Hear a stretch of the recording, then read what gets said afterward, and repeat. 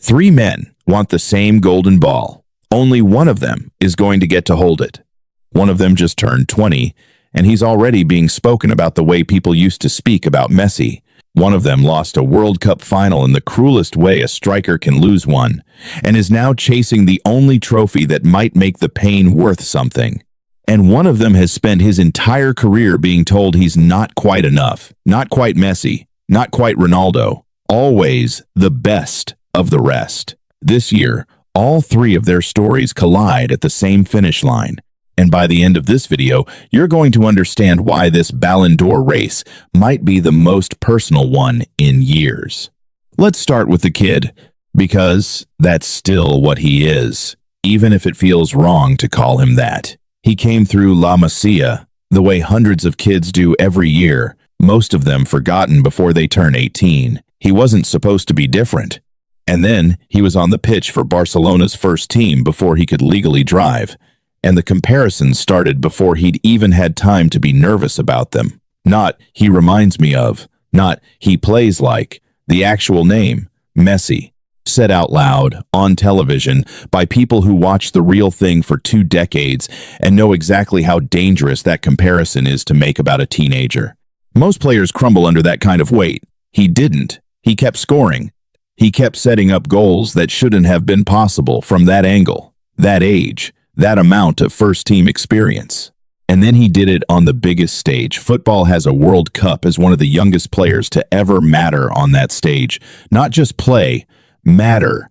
There's a difference. And everyone watching knew which one they were seeing. But here's the tension underneath the highlight reels. He's said, more than once, that he doesn't want to be anyone's successor.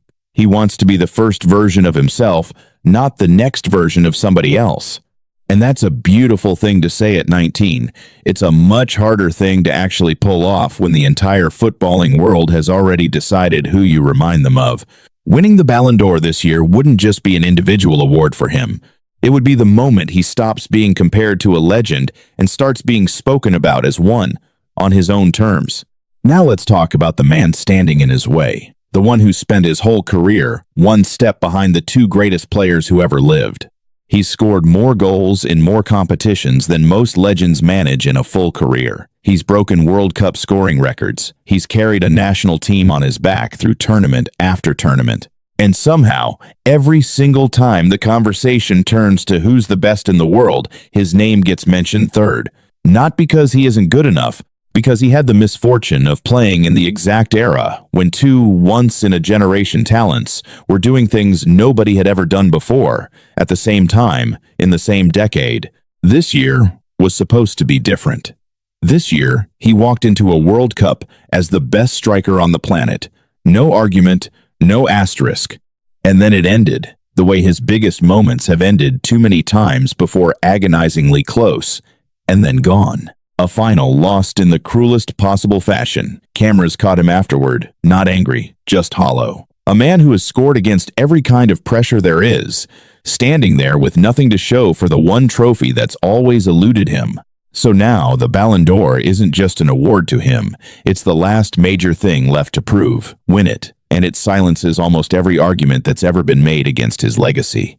Lose it, especially to a teenager who's barely started his career, and the narrative writes itself before he's even had the chance to respond to it. And then there's the third man in this race, the one who almost never gets talked about until it's suddenly impossible to ignore him. For years, he was the guy who scored goals for a club that was always good, but never quite the best. Efficient, reliable, devastatingly clinical in the box. And also, somehow, invisible in the biggest conversations about the game's greatest players, because none of it ever seemed to translate into the trophies that actually move the needle. Then he made a decision that looked, to a lot of people, like a step down, a move away from the comfort of what he knew into a new league, a new pressure, a new set of doubters lined up to tell him he'd made a mistake. Instead, he turned it into the best version of his career. Goals kept coming. Trophies started arriving that had never arrived before.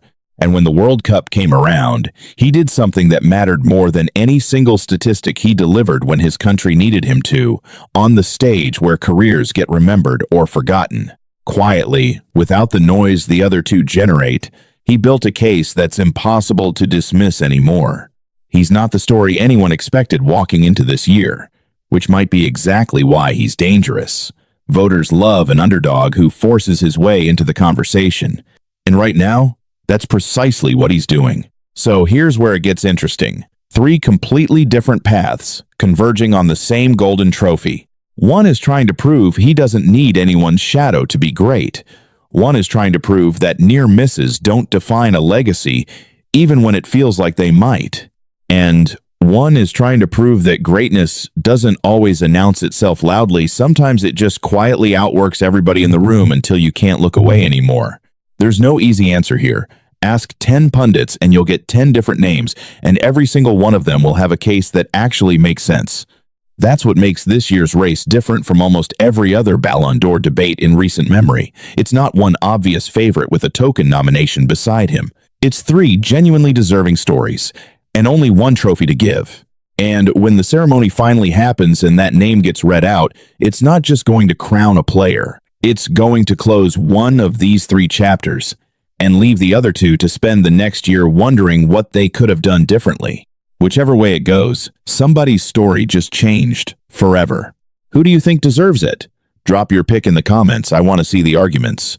And if you want the full story behind how we got here, go back and watch the World Cup journeys that set all of this in motion. Subscribe, because the next chapter in this story is coming, and you won't want to miss how it ends.